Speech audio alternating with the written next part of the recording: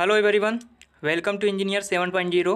Friends, आज के इस वीडियो में हम बात करने वाले हैं उत्तर प्रदेश पॉलिटेक्निक प्रवेश परीक्षा 2022 के संबंध में।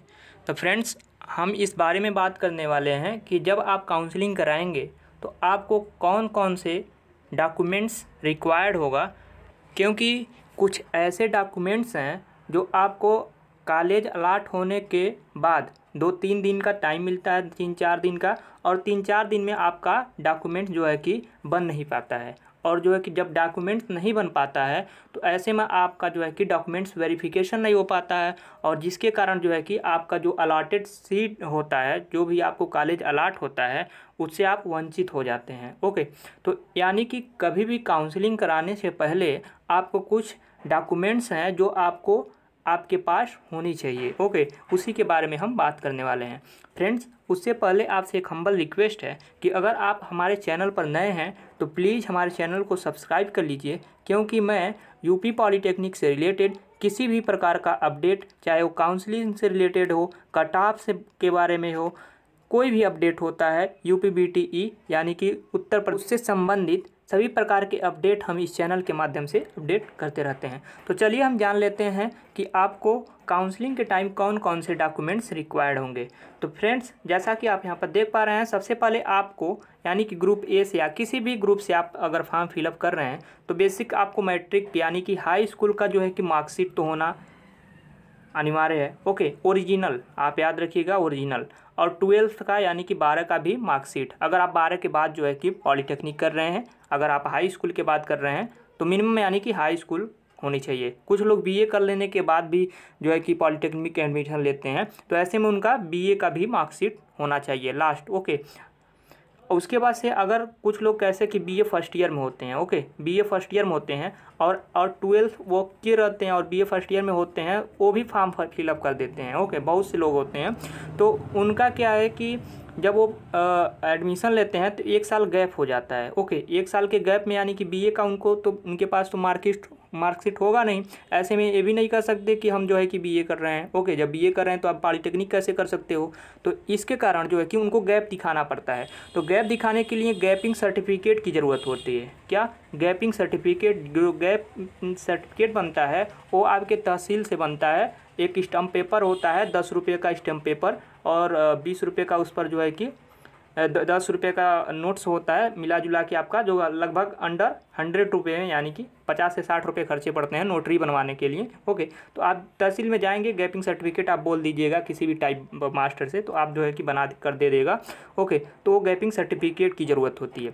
दूसरी बात हम ये बता दें कि कुछ स्टूडेंट्स ये सोच रहे हैं कि अभी उन्होंने हाई स्कूल का इस बार जो है कि एग्ज़ाम दिया है या इंटर का एग्ज़ाम दिया है। ओके, ऐसे में उनका जो है कि ओरिजिनल मार्कशीट तो आया नहीं है। ओके, अभी तक अगर कॉलेज में नहीं आया है, जो भी बोर्ड से वो जो है कि किए हों हाई स्कूल या इंटर पास, अगर कॉलेज में ओरिजिनल मार्कशीट नहीं हुआ है, फिर भी उनको क्या करना होता है कि वो जो है कि 12th या हाई स्कूल का जो भी हो, ओके, उनको जो है कि प्रिंट आउट कराना होता है।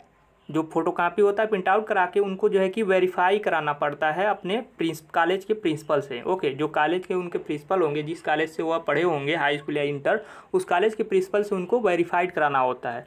ऐसे में फिर भी उनका काम चल जाता है। बाद में जो भी ओरिजिनल आता है तो उसको जो है कि वेरिफिकेशन कराना पड़ता है। नेक्स्ट हम बात करते हैं टीसी आपको पता है, जब आपको ट्रांसफ़र सर्टिफिकेट यानी कि टीसी की ज़रूरत, साथ ही साथ सीसी यानी कि कैरेक्टर सर्टिफिकेट, ये ओरिजिनल ही होता है। ओके, ये तो आपको मिल ही जाएगा।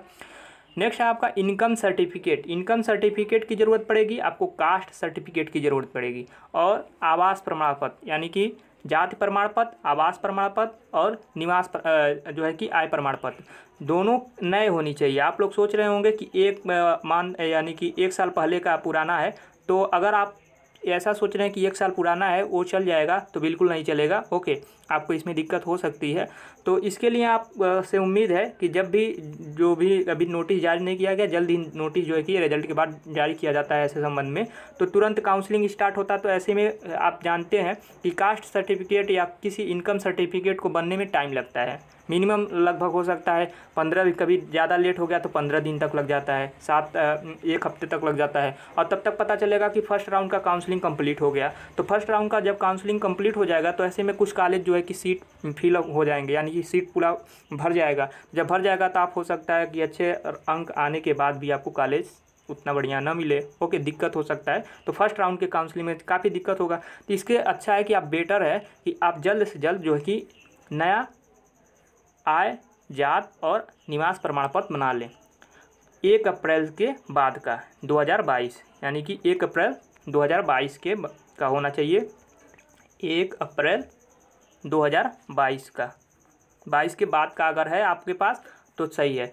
इसका कारण है जब अगर आपको पता है कि कोई भी सर्टिफिकेट यानी इनकम सर्टिफिकेट जो होता है 3 साल के लिए वैलिड होता है। तो 3 साल आप डिप्लोमा जब करोगे तो आपको जो कि स्कॉलरशिप फॉर्म फिलअप करोगे तो उसमें जो है कि बार बार जो है कि रिन्यूअल करना, सेकेंड ईयर में जैसे फर्स्ट ईयर में फिलअप किया, सेकेंड ईयर में क्या होता है रिन्यूअल करना होता है। तो ऐसे में दोबारा इनकम सर्टिफिकेट तो आप लगाओगे नहीं, उसी को रिन्यूअल करना होता है। इस कारण से पहले से ही जो है कि 1 अप्रैल से वो मांगता है, ओके। ये 1 अप्रैल 2022 से के बाद का होनी चाहिए। अगर आप बनवा चुके हैं 1 अप्रैल 2022 का तो आपको ज़रूरत नहीं है, लेकिन अगर नहीं बनाया है तो आप नया जो है कि इनकम सर्टिफिकेट, कास्ट सर्टिफिकेट और निवास प्रमाण पत्र जो है कि जल्द से बनवा लें, क्योंकि यही इंपॉर्टेंट था। बेसिकली इसी के लिए हमने वीडियो बनाया था, क्योंकि यही एक ऐसा डॉक्यूमेंट्स है जिसमें काफ़ी देरी लगता है बनवाने में। उसके बाद मेडिकल जो है कि फिटनेस, यानी कि मेडिकल सर्टिफिकेट जो कि गवर्नमेंट जो डिस्ट्रिक्ट हॉस्पिटल होता है वहाँ पर बनता है, कुछ चार्ज नहीं लगता है, बिल्कुल 0 रुपया चार्ज होता है। तुरंत आप जाएंगे, 1 दिन या 2 दिन लगेगा, बन जाएगा, ओके। तो इसमें भी कोई खास दिक्कत नहीं है।